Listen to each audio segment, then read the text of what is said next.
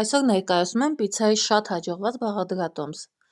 500 մլ գոլ ջրին ավելացնում եմ 2 թեյի գդալ դրոժ, 1 թեյի գդալ աղ, 1 ճաշի գդալ շաքարավազ և 2 ճաշի գդալ բուսայուղ։ Այս ամենը շատ լավ խառնելուց հետո ավելացնում եմ 800 գրամ ալյուր նախապես մաղով անցկացրած։ Նույնպես լավ խառնելուց հետո հունցում եմ այսպիսի խմոր և փակում եմ կափարիչը, թողնում եմ հանգստանա 2 ժամ։ Այս խմորին պետք չէ տաք տեղ դնել։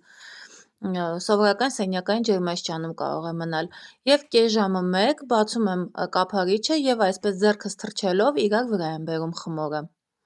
Այստեղ ցույց եմ տալիս երկրորդ անգամ հասունացած խմորի տեսքը, դեռ մեկ անգամ էլ հասունացել է ինձ մոտ։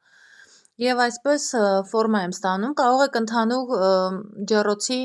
ամանի չափով դուք անել, բայց ես քանի որ բալիկների համար եմ անում, այս տարբերակը նախընտրեցի, պանիր եմ դնում արանքները, այսպես իրար վրա եմ բերում և վրան քսում եմ բուսայուղն ու տոմատը միասին խառնած։ Եվ ավելացնում եմ արդեն իմ նախընտրած բաղադրիչները, ավելացրել եմ լոլիկ, պղպեղ և նրբերշիկ։ Թխում եմ 200 աստիճանի ջեռոցում մինչ կարմրելը և խմորի եփվելը։ Բարի ախորժակ։